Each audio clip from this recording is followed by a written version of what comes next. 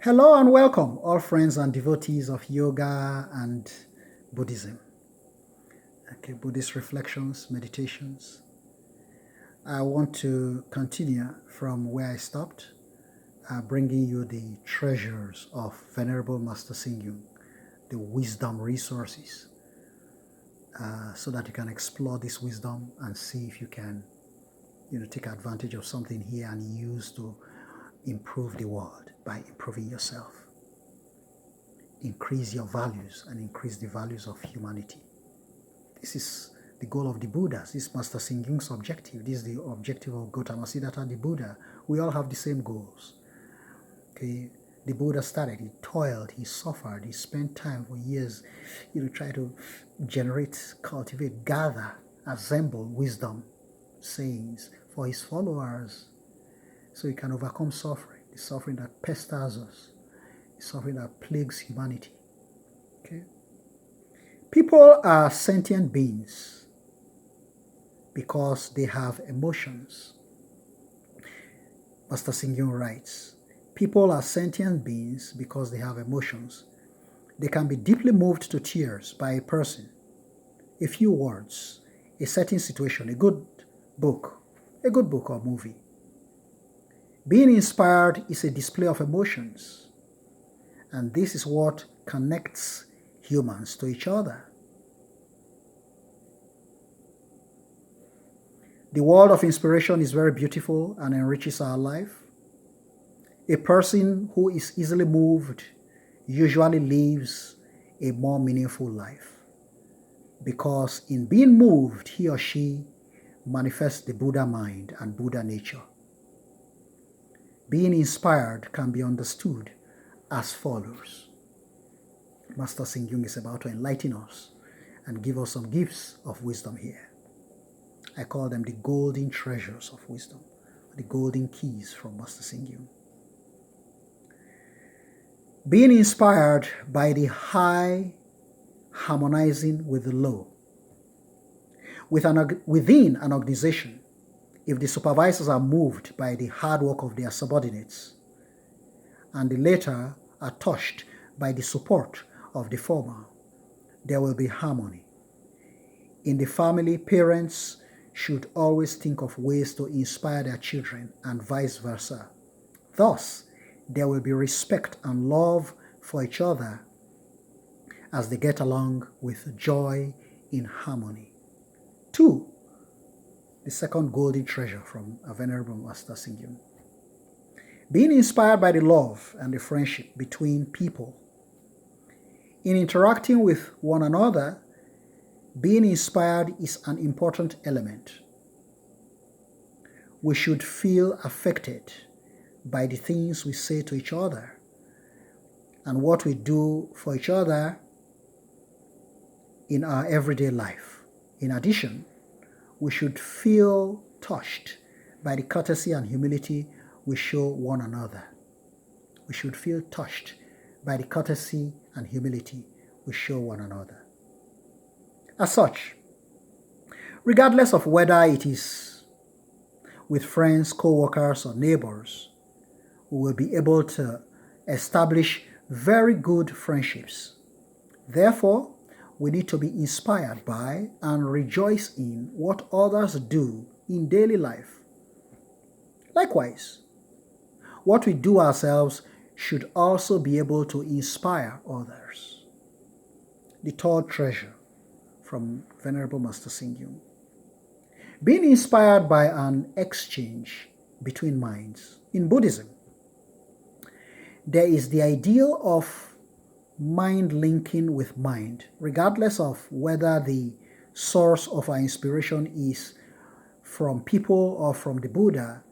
When we are moved, we will be able to communicate. When Shakyamuni Buddha first, that's Gautama Siddhartha himself, first had the resolve to liberate all sentient beings and started cultivating in his previous lives, he caught his own flesh to feed an eagle and gave up his life as food for a tigress. Previous life of Gautama Siddhartha. all because he was moved to do so.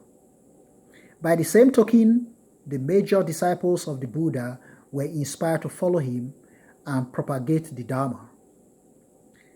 Avalokitesvara Bodhisattva has inspired and supported us because he was moved by our suffering. Being moved is the exchange between hearts and minds. For when we are moved, we will become inspired. Inspiration comes with motivation. Be motivated. Move it. Get moving. Drive yourself towards success. Okay? That's what the Buddha is saying. All we have to do is just follow, right? Follow up. Hope you are writing. Jot down notes. Don't take anything for granted. It's your life. Do it.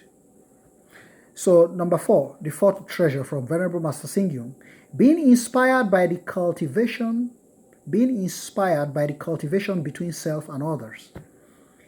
Among the different methods of cultivation, being inspired is a very important one. Being inspired is a very important one. Okay? For instance, we may be moved upon seeing the image of the Buddha, observing others chanting and bowing with devotion, noticing the generosity of others in giving.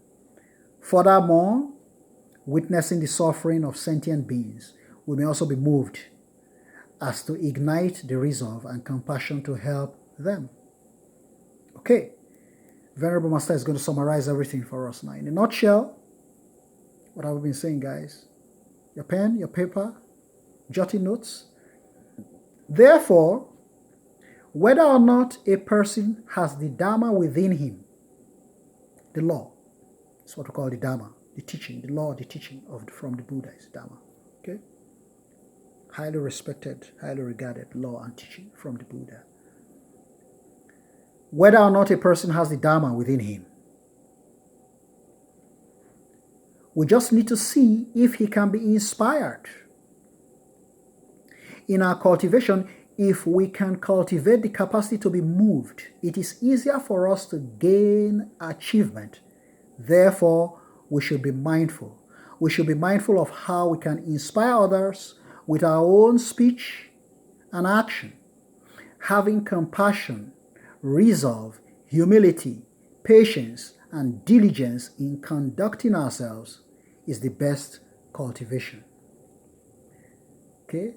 You guys should also be very much polished in shorthand. Shorthand is very important when taking lectures.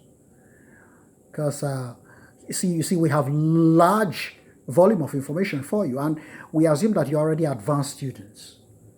So once you have this good, you need shorthand. If you've not learned shorthand, you might want to learn it. You should have a short way of, breaking down a lot of information into concise little forms and pieces for you to reflect upon later. This is not where you sit in meditation or deep reflection. We don't have the time for that. We just have the time of, picking points. Right now, all we are doing is just pick points of wisdom. And then when you go back to your home, right, instead of violence, planning how to go to war from, we're going to, attack this other nation or that nation, or beat up my spouse or beat up my child. People do these things. You've seen them doing it, right? People do these things, right? So no, we don't have to. This is why Buddhists are so occupied with the depth, the profoundness, the greatness, the vastness of knowledge and wisdom. These things devour. We are lost in this meditation. The depth, we are so occupied by these great things that we don't have time for stupid things. Why should I beat up my spouse? I have no time. I don't have time. The time is not there. I have no time to beat up my spouse. The time is not there. Why should I beat up my child? I don't have the time for that. See, because the knowledge penetrates that. I'm so, I'm so absorbed in meditation, in profound meditation on serious matters, that I don't have time for such unserious, stupid things. You see what I'm saying? So in life, you make the determination what you want to occupy you. If you want to be seriously occupied, you can be seriously occupied. And if you want not to be occupied at all, to leave your mind to stray and to wander and to stupid things, then of course you release your mind to these things. So this is why Buddhas, you can never see a Buddha going to war. Buddhism became the only world religion that was not involved in any kind of strife or battles because there was none to fight. Because people are so engrossed, people are so absorbed in this there are profound things to be absorbed in.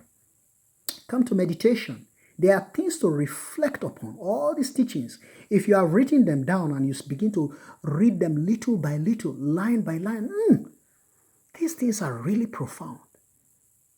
You see, you begin to think how deep these things are. They are deep. They are profound matters.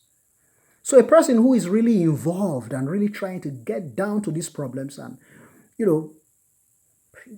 every day, I want tomorrow to be better than today. And next tomorrow to be better. I want my life to progressively get better and better and better and better. You have to be climbing higher and higher and higher the ladder of wisdom. I won't have time to quarrel with my spouse. I don't even have the time because I'm busy with wisdom. I don't have the time to frown upon my son or daughter. The time is not there. You just have the time to lead by example, good example. You see? So as Buddha was teaching, all this violence all over the world, these people are not occupied. They are so lazy and so idle. When you are so lazy and so idle and so unoccupied. Look, even in Christendom, before we came to study Buddhist teachings, don't they say the devil, there's a way to put it, finds work for the idle hands. So when you are idle and you are not busy, Satan will occupy you. So that's why you see all these people beating themselves up or going to wars because they have nothing doing. They are not occupied. Their lives, they are not interested in seeking profound wisdom. There are serious things to occupy the mind. The mind is so great, but they bring it down to such base levels. You see, so they are occupied by garbage because they refuse to reach higher for higher things. So folks, students, reach higher for higher things. Climb up the ladder. Make life better and better. There are higher things to reach for. Namo Amitofo.